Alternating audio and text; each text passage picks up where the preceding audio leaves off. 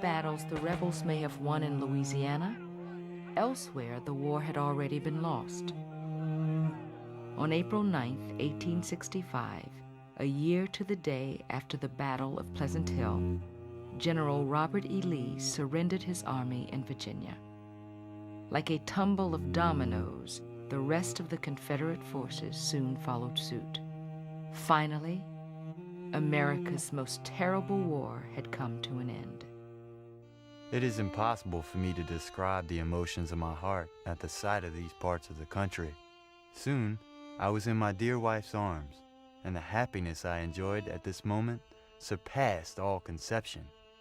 But the short-lived joys of coming home were smothered by the devastation that had been wrought in Louisiana by war. Now there was little left to come home to. More than 600 battles and skirmishes were fought on Louisiana soil. Plantations were in ruins, industries wrecked, and families ripped apart. I have been completely ruined.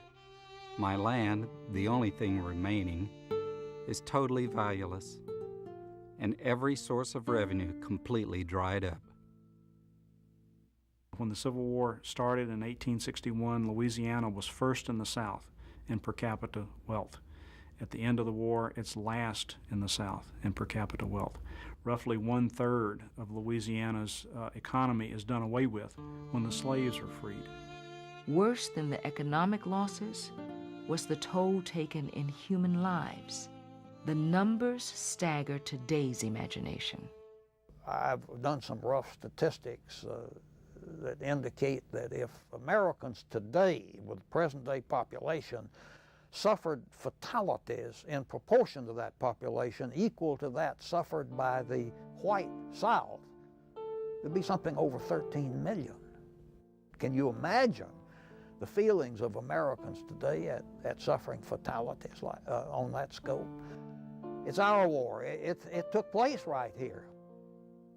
Not until well into the next century would the state begin to recover from the ruinous effects of those 4 years of siege, effects which still echo among us today.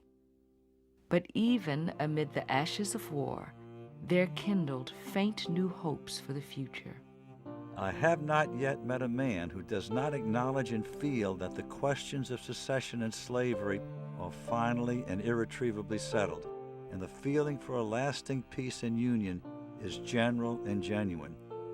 Some former enemies sought to reconcile and together reconstruct a new Louisiana. Even before the war ended, many looked to Louisiana for a model of the South's future. The Reconstruction governments in New Orleans started as the war was still being fought. Abraham Lincoln, the president, wanted a friendly government as soon as he could. The whole North watched very carefully what went on in Lincoln's Louisiana experiment, because the whole North was trying to figure out what to do when the war ended, and was this going to work? Lincoln's Louisiana boasted a new and surprisingly modern constitution. The Constitution provided for an end to slavery, and it provided for free public school system for both black and white children. The doors of our public schools must be opened, that our children side by side may study from the same books and learn the same great truth that God created of one blood all nations of man to dwell on the face of the earth. After the war, the federal government established the Freedmen's Bureau to help the ranks of impoverished Southerners, both black and white, by putting men back to work at a fair wage and providing them with food. I think that the biggest strength of the Freedmen's Bureau is that it offered hope.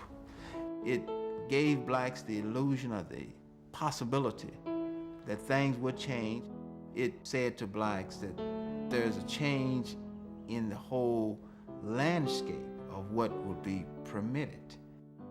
We desire the Negro should be given something to live and hope for. he should be brought within the pale of the civil law, guaranteed all the rights of person and property. However, most in Louisiana had fixed their gaze not on the future, but rather on old grievances and a dark, distorted